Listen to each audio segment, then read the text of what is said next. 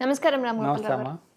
Sir Andhra Pradesh assembly ఎన్నికలు కావచ్చు, లోక్సభ ఎన్నికలు మొత్తం అయిపోయిన తర్వాత టీడీపీ గెలవడం జరిగింది కూటమి మొత్తం చూసుకుంటే.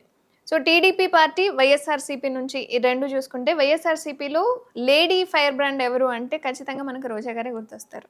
సో, ఏది జరిగినా సరే ఆమె స్పందించకుండా ఆ విషయం అనేది అంతం కాదు. ఇటువైపు టీడీపీ పార్టీ నుంచి చూసుకుంటే వంగలపూడి అనిత గారు ఉంటారు. సో, ఈమెకిప్పుడు హోంమంత్రి ఇచ్చారు. హోంశాఖ మొత్తం బాధ్యతలన్నీ ఈమెకు అప్పచెప్పడం జరిగింది. సో, ఇప్పుడు రోజా గారి పరిస్థితి ఏందంటారు? ఆహ్, అంటే రివెంజ్ తీసుకునే పరిస్థితి ఏమైనా ఏర్పడతదా? లేదా సైలెంట్‌గా ఉంటారా? ఏదైనా కక్షపూరితమైన పనులు ఏదైనా సాగే అవకాశం ఏదైనా ఉందంటారా? లక్ష్మి గారు ఇప్పుడు ఏమైతుందో రాజకీయంలో హ్మ్. అసలు వినయ విధేయత అన్నది లేదు. హ్మ్. మనిషికి ఏదైతుందో భాషనే భూషణం. అవును. భాషనే భూషణం. హ్మ్. మనిషి మాట్లాడే మాటలు చాలా సౌమ్యంగా ఉండాలి. సౌమ్యత అన్నది లేకుండా పోయింది. హ్మ్. ఇక వాళ్ళు సినిమా యాక్టర్గా పనిచేసింది కాబట్టి ఆమె హీరోయిన్గా కూడా పనిచేసింది కాబట్టి వాళ్ళ లాంగ్వేజ్ అది అలవాటు అబ్బిపోయింది ఆమెకు. అటువంటి అప్పుడు ఇక్కడ వంగలపూడి అనిత గారికి హోమ్ మినిస్టర్ చేయడం అది ఏదైతుందో మంచి పని. కేసీఆర్ అది చంద్రబాబు నాయుడు హ్మ్. లేడీస్కి హోమ్ మినిస్టర్ ఇస్తే ఇంతకుముందు జగన్ కూడా లేడీకే ఇచ్చారు సమేత. అవును. అవును. అదే అయితే ఆ లేడీస్కి ఇస్తే ఏంటంటే వీళ్ళు దుర్వినియోగం చేసేది తక్కువ ఉంటుంది.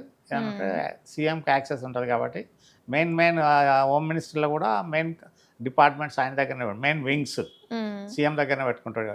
ఇంటెలిజెన్స్ కానీ ల్యాండ్ ఆర్డర్ కానీ ఇటువంటివన్నీ సొంత నిర్ణయాలు తీసుకోకుండా ఉంటారంటారు. అట్లా. హ్మ్. అటువంటి అప్పుడు ఇక్కడ అది రోజా మీద కక్ష సాధింపు చర్య చేయాలంటే ఆమె చేసిన తప్పులుండాలి. హ్మ్.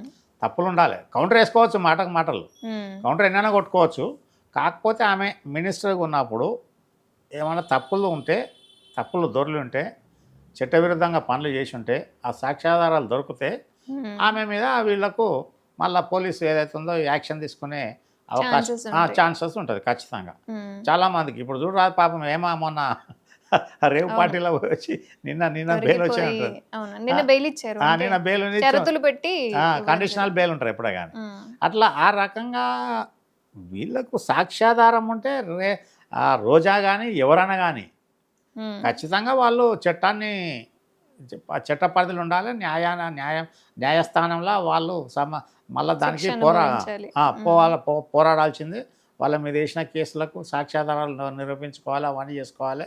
వాళ్ళ మీద ఉన్న నేర ఆరోపణలన్నీ అవాస్తవం అన్నది వీళ్ళు నిరూపించుకుంటే వీళ్ళకు ఉండదు. కాకపోతే పంపాలంటే పెట్టి పంపొచ్చు ఎవరినైనా కానీ. హ్మ్. వినరా? లోపల పంపాలంటే పంపొచ్చు రోజాను. హ్మ్. ఎవరైనా కానీ అది ఎప్పుడూ సాక్ష్యాధారాలు కరెక్ట్ ఉండాలి. అవును. దాని మీద ఎఫ్ఐఆర్ ఏదైతే ఉందో పోలీసు వాళ్ళు తప్పుడు ఎఫ్ఐఆర్ ఇచ్చినా కూడా ఉంటుంది. కాకపోతే ఏంటంటే పోలీసోళ్ళు చేసిన దానికి జ్యుడిషియరీ కూడా కరెక్ట్ పర్యవేక్షణ ఉంటే పోలీసోళ్ళు తప్పులు చేయరు. హ్మ్. ఇక్కడ పోలీసోళ్ళు నేను చెప్పిన కదా వ్యవస్థ ఏమైపోయిందంటే గతంలో వ్యవస్థ కోసం ఉద్యోగస్తులు ఉండేది. హ్మ్. ఇప్పుడు వ్యవస్థ కోసం, సంస్థ కోసము, ప్రభుత్వం కోసము, శాఖ కోసం ఉద్యోగస్తులు ఉంటే ఇప్పుడు ఉద్యోగస్తుల కోసమే వ్యవస్థ బలవుతున్నది, సంస్థ బలవుతున్నది, ప్రజలు బలవుతున్నారు. ఎందుకంటే స్వార్థం ఎక్కువైపోయింది. ఎందుకంటే లగ్జరీస్ ఎక్కువైపోయినాయి, డబ్బు ప్రవాహం ఎక్కువైపోయింది. హ్మ్. ఇవన్నీటితో ఏంటంటే ప్రతి ఒక్కరు ఓవర్ నైట్లా బిలియనీరో కావాలన్న స్థాయికి వచ్చేసారు. కాబట్టి దీని మీద ప్రభుత్వం ఏదైతుందో ప్రభుత్వ అధినేతల వైఫల్యంతో హెడ్ ఆఫ్ ది డిపార్ట్మెంట్స్ ఫెయిల్యూర్తోని హ్మ్. వీళ్ళందరూ పట్టించుకోకపోయేవరకే వాళ్ళు అట్లా పెట్టిపోతుంటారు కదా. అవును. వాళ్ళ కోడ్ ఆఫ్ కండక్ట్ ఫస్ట్ ఏంది అంటే అదే క్లర్క్ క్యాడర్ నుంచి మొదలు పెడితే హ్మ్. యాన్యువల్ ప్రాపర్టీ స్టేట్మెంట్స్ ఇవ్వాలి ప్రతి సంవత్సరం. యాన్యువల్ ప్రాపర్టీ స్టేట్మెంట్స్ అంటే ఆయనకు ఏం ఆస్తులు ఉన్నాయి ఈ సంవత్సరం, హ్మ్. భార్యకి ఏంది, పిల్లల పేరు మీద ఏముంది, ఆయనకి ఏమున్న తల్లిదండ్రులు అక్కడికి వెళ్ళి ఇవన్నీ ఏదైతుందో ప్రొఫార్మా ఉంటుంది, నింపి ఇవ్వాలి. హ్మ్. ప్రతి సంవత్సరం ఇవ్వాలి అది.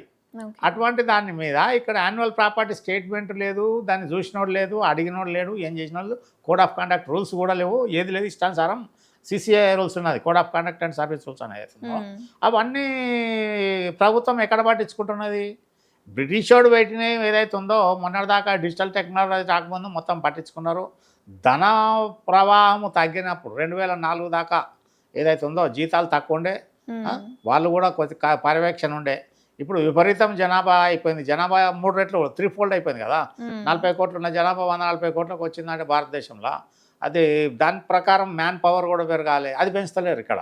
అవును. కంట్రోల్ చేయాలి. వాళ్ళు కంట్రోల్ చేయాలంటే ఇప్పుడు అందరికంటే ఎక్కువ జీతాలు ఎక్కడ ఇవ్వాలి? బార్డర్ మీద ఉన్న వాళ్ళకి ఇవ్వాలి, మున్సిపల్ చెత్త పని చేసే వాళ్ళకి ఇవ్వాలి, లేకపోతే డాక్టర్లకు వాళ్ళకి ఇవ్వాలి. అటువంటివి లేకుండా ఇష్టానుసారం పోలీసు వాళ్ళకు కానీ కరెంట్ వాళ్ళకు పవర్ ప్రొడక్షన్ వాళ్ళకు అడగోలు జీతాలు ఇప్పుడు ఉమ్, వాళ్ళు చేస్తలేరు. వాళ్ళు అసిస్టెంట్ పెట్టుకొని మళ్ళీ పని చేయించుకునే పరిస్థితిలో నడుస్తున్న వ్యవస్థ. ఉమ్, ఈవెన్ టీచర్లు కూడా వాళ్ళు స్కూల్కి పోరే వాళ్ళని పెట్టుకుంటూ చేస్తారు. అది అట్లా చాలా సందర్భాలు మనం చూడలేదు యూపీలో కానీ ఎక్కడ కానీ. ఈ రకంగా జీతాలు అడగోలు వచ్చే వరకు వాళ్ళు ఏదైతే ఉందో ఉంటారు. కానీ ఎవరికైనా జీతాలు ఇస్తే గవర్నమెంట్ ప్రభుత్వానికి సంబంధించిన ఆలోచన ఎంత అభివృద్ధి చెందితే అంత ఇవ్వాలి, ఆర్ఎల్స్ ఇంత పని చేశారు ఇంత ఇవ్వాలి అనేది ఉంటే బాగుండి అనిపిస్తుంది. ప్రొడక్షన్ ఓరియంటెడ్ ఏదైతే ఉందో ప్రొడక్షన్ ఓరియంటెడ్ పేమెంట్ అన్నది ఇండస్ట్రీ సైడ్ ఉంటుంది. ఉమ్, గతంలో కూడా ఇండస్ట్రీ సైడ్ ఉండే. ఇండస్ట్రీ సైడ్లో ఏదైతే ఉందో ఇప్పుడు మన భారతదేశంలో మొత్తం పబ్లిక్ సెక్టర్స్ అన్ని నాశనం కావడానికి ఎందుకు కారణం అంటే ప్రొడక్షన్ ఓరియంటెడ్ ఉద్యోగులు లేరు. ఏదైతుందో ఎక్కడ ట్రేడ్ యూనియన్స్లో కాంగ్రెస్ అది కమ్యూనిస్ట్ వాళ్ళు దూరారు. కమ్యూనిస్ట్ వాళ్ళు ఎంతసేపు వాళ్ళు కమ్యూనిజం ఎక్కడిది మనది కాదు కదా, అవును. మా చైనాదో రష్యాదో లేకపోతే జర్మనీదో ఉమ్, వాళ్లకు కొమ్ము కాసారు వీళ్ళు కమ్యూనిస్ట్ లీడర్లు. వాస్తవంగా కమ్యూనిస్టులు ఫైట్ చేశారు. కాకపోతే ఇండస్ట్రియల్ సెక్టర్కి వచ్చే వరకు ట్రేడ్ యూనియన్స్లో దూరి వీళ్ళు వాళ్ళకు కొమ్ము కాసారు. అట్లా వరకు ప్రొడక్షన్ రాలేదు. సంస్థలు మూతపడ్డాయి. హెచ్ఎంటీ కానీ ఈసీఐఎల్ కానీ ఈసీఐఎల్ టీవీ జబర్దస్త్ ఉండే టాప్ ఉండే. ఐడిపిఎల్ కానీ తాల్బిన్ కానీ ఇటువంటి చాలా సంస్థలు మొత్తం ప్రైవేటైజ్ అయినాయి, కొన్ని మొత్తము మూతలు పడిపోయినాయి. అదే అంటే స్కూల్లో ఎంతమంది పిల్లలు ఉన్నారు వాళ్ళ పర్సంటేజ్ని బట్టి మీకు కూడా జీతాలు పెంచుతాము తగ్గిస్తాము అనేది ఉంటే అట్లా అట్లా వర్కౌట్ కాదు. ఎందుకంటే ఒక సింగిల్ స్కూల్ టీచర్లు ఉంటే అక్కడ 10-20 ఉంటారు. అక్కడ ఏమున్నది ఇప్పుడు టీచర్లు అంటే మేము చదువుకున్నప్పుడు మాకు గవర్నమెంట్ స్కూల్నే చదువుకున్నాం. మేము మొత్తం గవర్నమెంట్ స్కూల్నే చదువుకున్నాము. గవర్నమెంట్ స్కూల్లో మాకు గవర్నమెంట్ టీచర్లు ఏదైతే ఉందో అప్పుడు వీళ్ళకు ఎక్స్ట్రా వ్యవహారాలు ఏమీ లేవు. విన్నారా? ఆ వ్యవహారాలు ఏమి లేవు కాబట్టి వాళ్ళు డివోషన్ అన్నట్టు క్వాలిటీ ఎడ్యుకేషన్ పిల్లలకు ఏమొస్తుంది లేదా అనేది ప్రతి ఒక్క విద్యార్థిని వాళ్ళు పర్యవేక్షించి వచ్చిందా లేదా కానీ కొట్టి తిట్టి ఏదైనా చెవులు చేసుకోవాలి. మొత్తం సూపర్వైజన్లా ఖచ్చితంగా ఎడ్యుకేషన్ ఇంప్రూవ్ అవుతుండే. ఇప్పుడు ఇక్కడ చూడండి సింపుల్ మనకు ఒకటే, ఇక్కడ మన దగ్గర విద్యా వ్యవస్థ మొత్తం కుప్పగూలిపోయింది. ఇక్కడ ప్రైవేటైజేషన్ అయిపోయింది, పబ్లిక్ దోసుకుంటున్నారు, దాని మీద గవర్నమెంట్ పట్టించుకునేది లేదు. విద్యా వ్యవస్థ అంటే చూడండి ఎక్కడ అంటే మనకు ఫిన్లాండ్ దేశం ఉన్నది. ఫిన్లాండ్లో 45 లక్షల జనాభానే. ఆడ ఒక టీచర్ పోస్టు కావాలంటే ఐఏఎస్ కంటే ఎక్కువ కాంపిటీషన్ ఉంటుంది అక్కడ. ఆ లెవెల్లో అంత స్టాండర్డ్ ఉంటారు. అటువంటి విద్యా విధానం ఉంటే Finland university of Finland one of the top 10లో ఒక యూనివర్సిటీ. ఫిన్లాండ్ ఉన్నది ఎంత మా అంటే 45 లక్షల జనాభా. వాళ్ళ ప్రొడక్షన్ ఎంత తెలుసా? నోకియా సెల్ ఫోన్ వాళ్ళదే. వాళ్ళు ఉన్న నోకియా సెల్ ఫోన్ కానీ నోకియా ఇండస్ట్రీ ఫిన్లాండ్ది. తర్వాత కోన్ కేఓఎన్ని కోన్ లిఫ్ట్లు ఉంటాయి చూడు, లిఫ్ట్ మొత్తము వాళ్ళ ఫిన్లాండ్ వాళ్ళదే. అటువంటి ఫిన్లాండ్లో 45 లక్షల జనాభాకే ఇప్పటికి వాళ్ళు అంత స్టాండర్డ్ మెయింటైన్ చేస్తున్నారు. వాళ్ళు అదే రకంగా మన దగ్గర క్వాలిటీ మెయింటెనెన్స్ లేదు. క్వాంటిటీ పెరుగుతున్నది, క్వాలిటీ పోతున్నది. అట్లా వారికి ఇక్కడ చాలా మట్టుకు ఈ రాజకీయం ఏదైతే ఉందో రాజ్యాంగంలో ఇచ్చిన లొసుకులతోనే లోతుపాతులతోనే రాజ్యాంగ ప్రకారం వచ్చిన ఈ నాన్ అఫీషియల్స్ అన్నట్టు ఏదైతే ఉందో అదర్ దాన్ అఫీషియల్స్ వాళ్ళు వచ్చి ఇదంతా వ్యవస్థను చెడగొడుతున్నారు. వాళ్ళకి ఏంటంటే తొత్తులు జమ అవుతున్నారు ఉద్యోగస్తులలో. ఇప్పుడు కేవలం జీతం మీద బతుకుదాం అనుకున్నాడు అయితేనే వాడు ఎక్కడేసినా పోతాడు.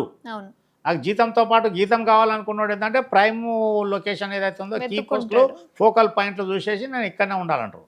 ఇంకా ఈ గవర్నమెంట్ కేసీఆర్ గవర్నమెంట్లో కానీ ఇప్పుడు ఏదైతే ఉందో హైదరాబాద్లో పాతకపోయినోడు ఇక్కడనే ఉంటాడు. ఆడ చాలామంది ఉన్నారు, నేను పేర్లు ఎందుకు చెప్పాలి కానీ సర్వీస్ మొత్తము చేసే 30-35 ఏళ్ళ సర్వీస్లో 20 ఏళ్ళు ఇన్నే ఉన్నారు, 20-25 ఏళ్ళు ఇన్నే ఉన్నారు. వాడు అడవిలో ఉన్నాడు, అడవిలోనే ఉంటారు, వీళ్ళు ఇక్కడ దోసుకొని తింటారు.